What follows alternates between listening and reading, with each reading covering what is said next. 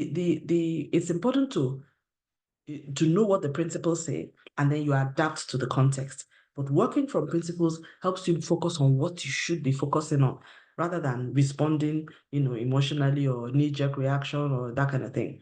And it also helps you to ask the right questions. I think that's even what I like. It helps you to frame the context with which you should begin to think about the problem and solve it. So I like this definition. What is strategic communication? I hear a lot of people using that buzzword. They say strategic communication. What does it mean? I like this definition because I think it's the best that there is. And this was by some scholars, Hallahan and some others. It's quite old. Well, not that old, but yeah, it's been around for a while. And it defines strategic communication as the purposeful use of communication by an organization to fulfill its mission. And that this identifies key concepts, including audience analysis, goal setting, message strategy, and that the term strategic has been most often used in the context of management and decision-making power.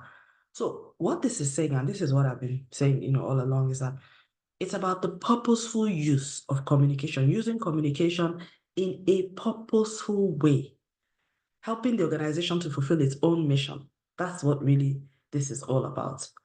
And this is going to, please keep this definition in mind, because this is what we're going to be focused on, as we go along. Okay. So what is the context and the strategic goals that we're really looking to achieve here? So the context is about, first of all, we start off by, and we're now going into the framework. So when you want to apply the framework, you start off by looking at your context. This is very important, because if you do not start from your context, you are starting from a wrong premise. Because again, like we said, these are principles, but the principles have to be applicable to the context that you find yourself. So you start off by saying, what is the business reality? And if it's not a business, then what is the organizational reality? If it's the political setting, what is the context? What's going on?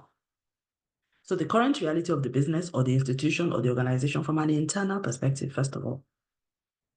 You also look at the current reality from an external perspective. And then you say, the communication strategy must always be aligned to that context. That's internal context primarily, because if you cannot situate with what is going on in the organization or in the context, that's when I say internal, from an internal perspective, that may mean like, okay, for my business right now, the macro environment is very harsh, we're losing customers, or, business is not moving well, or we have to hit a certain profitability target for us to make, our goals, whatever that is the burning platform for us from our perspective. Let's capture that. That's the beginning of setting up a communication strategy. Notice that you do not see communications on this slide. The context is purely about the business. That is, if it's communication supporting a business. If it's communication supporting an organization, also start off from